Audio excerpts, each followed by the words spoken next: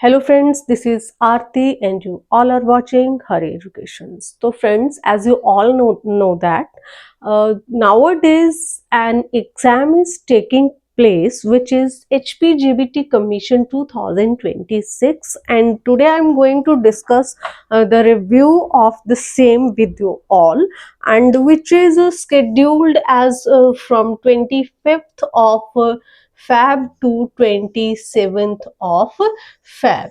Okay, तो उसी exam का जो रिव्यू है, जो आपको सब्जेक्ट वाइज मैंने यहाँ पे ऑलरेडी आप लोगों के लिए यहाँ पे लिख के रखा है कि कौन से सब्जेक्ट का आपको कितना पोर्शन आया था, आई मीन कितने मार्क्स के लिए कौन सा सब्जेक्ट आपको आया था। Hope it will help for the aspirants, those who are going to attempt their exam for the upcoming 2 days। okay, तो होप सो कि आप लोग इसको देख के थोड़ा सा आइडिया लगा लेंगे and you all will make your self prepare for the exam after जो आप अगर इसको यहाँ पे देख लेंगे और एक आप थोड़ा सा अपना एक माइंड जो है वो उसको रेडी कर लेंगे, तो आपको कहीं ना कहीं होप्स हो कि आपको हेल्प मिलेगी। ओके, तो let us start with subject with English and here I wrote subject wise marks distribution. जिस तरह से मुझे रिव्यूज मिले हैं, as I used to teach students online and offline as well. Okay, तो उन बच्चों से जिनको मैंने इंग्लिश पढ़ाई थी, ओके, तो इंग्लिश पढ़ाई थी, हिंदी पढ़ाई थी, मतलब मैथ्स को छोड़ के मैंने बच्चों को यहाँ पे पढ़ाया था। तो उनसे जिस तरह के मेरे पास रिव्यूज आए हैं, मेरे पास अभी फर्स्ट शिफ्ट के ही रिव्यूज हैं, इसलिए I thought it better to share this with you all as earlier as possible. Okay, तो देखिए इंग्लिश का जहां तक है आपका, as far as English is concerned, तो इंग्लिश यहाँ पे आपको आई थी 25 मार्क्स की, राइट।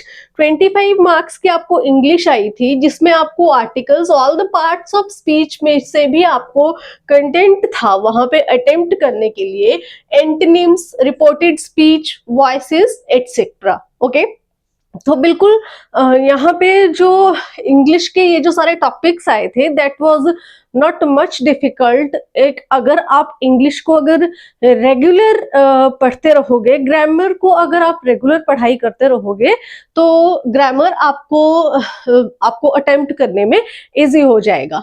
ठीक है, तो यहाँ पे अगर आप मेरे वीडियोस को विजिट करते हो, मेरे चैनल पे विजिट करते हो, तो you can found all most of the topics there. Okay, वहां पे आपको most of the parts of speech मिल जाएंगे, आपको वॉइसेस मिल जाएंगे, एंटोनिम्स, अभी ये तो नहीं बनाया है मैंने, बट आपको रिपोर्टेड स्पीच का टॉपिक बहुत अच्छे से मिल जाएगा, वॉइसेस आपको मिल जाएंगे, टेंसेस आपको मिल जाएंगे। 13 मिनट्स में मैंने एक टेंसेस को एक क्विक रिविजन दिया है। तो those who are going to attempt their exam for upcoming 2 days, तो वो थोड़ा सा आप उस टेंस की वीडियो को प्लीज आप देख लीजिएगा, that will help you all much. Okay, तो let us come back to the topic which is the review discussion. Okay, तो यहाँ पे हिंदी जो थी आपकी 25 मार्क्स की थी, ठीक है। बाकी रीजनिंग आपकी 15 मार्क्स की, science 30, social science 30, mathematics 30। Okay, और mathematics was not so hard, it wasn't typical. Okay, तो कहीं ना कहीं मैथमेटिक्स में हो सकता है कि आप लोग कहीं ना कहीं स्टक हो जाओ। तो अगर आप कहीं पे भी आपको लगता है that you are going to be stuck there, तो आप उस क्वेश्चन को मार्क एंड रिव्यू पे रख लीजिए। जो आपको क्वेश्चन जो है वो आपको अगर डाउटफुल लगता है, तो उस पे not wasting much time on specific a particular question, आपको उसको मार्क एंड रिव्यू में रख लेना है। अगर आपको एंड में आपके पास टाइम बच जाता है, तो आप क्या करोगे, उसको अगर आप टाइम मिल जाता है तो आप उसको एक बार चेक कर लीजिए, रिवाइज कर लीजिए। अगर एंड में आपको टाइम नहीं भी मिलता है, तो आपका वो क्वेश्चन जो है वो सबमिट हो जाएगा। ठीक है। आप प्लीज उसको स्किप मत कीजिएगा, आप उसको मार्क एंड रिव्यू करके आप आगे बढ़ सकते हैं। ओके, तो मैथ्स के लिए आपके लिए एक छोटी सी ये सलाह है कि आप अगर मैथ्स में अगर आप कहीं स्टक होते हैं तो आप मार्क एंड रिव्यू में क्वेश्चन को रख सकते हो। इन केस आपके पास टाइम नहीं बचता है तो आपका जो आपने एटलीस्ट अटेम्प्ट किया है वो आपका सबमिट हो जाएगा, because there is no negative marking. Okay, तो नेगेटिव मार्किंग अगर नहीं है तो not to leave any of the question there. ठीक है, एक भी क्वेश्चन आपको, सिंगल क्वेश्चन भी आपको छोड़कर नहीं आना है। ठीक है, बाकी आपका जो आपका करंट अफेयर, आपका जो HP GK, word GK, current affairs, ये जो था वो आपका मिक्स आपका जो करके आपका ऑलमोस्ट अबाउट 65 मार्क्स का आपको ये आया था। तो यहीं पे आपके कंप्लीट होते हैं 200 मार्क्स, सॉरी 200 क्वेश्चंस। ठीक है, तो 200 क्वेश्चंस को आपको अटेम्प्ट करने में एक तो आपको कोशिश करनी है कि एज सून एज पॉसिबल आप अपनी जो स्पीड है स्टार्टिंग से ही मेंटेन करके रखिएगा, ताकि आपको लास्ट में आपको जल्दी जल्दी में क्वेश्चंस को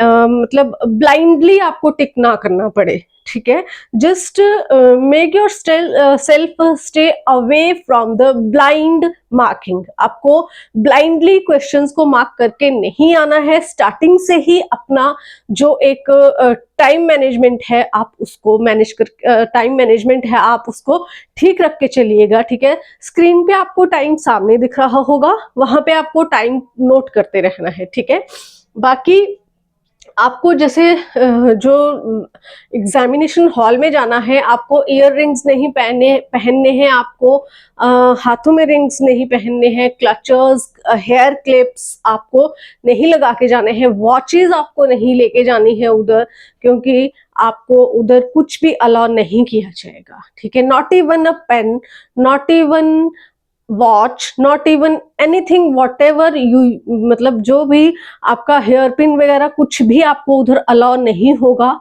ठीक है, क्लचर भी मत लगा के जाइएगा, सिंपल एक रबर बैंड आप लगा के जा सकते हैं उधर, एक्स्ट्रा चीजें उधर मत लेके जाइएगा। ठीक है, तो hope so it will this video will help you much more. Okay, और अगर आपको कुछ भी टॉपिक इंग्लिश के रिगार्डिंग, अगर आपको कोई भी टॉपिक आपको पढ़ना है, अगर आप कमेंट करते हो कि आपको मेरे पास वहां पे आर्टिकल की वीडियो नहीं है, बाकी मेरे हिसाब से यहाँ पे most of the topics were covered there, वहां पे आप मेरे चैनल पे विजिट कीजिएगा और वहां पे आपको ग्रामर के मोस्ट ऑफ द टॉपिक्स आपको वहां पे मिल जाएंगे। तो छोटी छोटी चीजें, क्योंकि आपका जो है JBT का एग्जाम है तो आपको ग्रामर के बेसिक रूल्स पता होना बहुत जरूरी है। तो आप उन वीडियोस को please do watch those videos, कहीं ना कहीं आपको हेल्प जरूर मिलेगी। और टेंसेस का एक क्विक रिवीजन जरूर ले लीजिएगा, वो भी आपको बहुत हेल्प करेगा। ठीक है, तो मिलते हैं आप सबसे नेक्स्ट क्लास में, तब तक के लिए नमस्कार।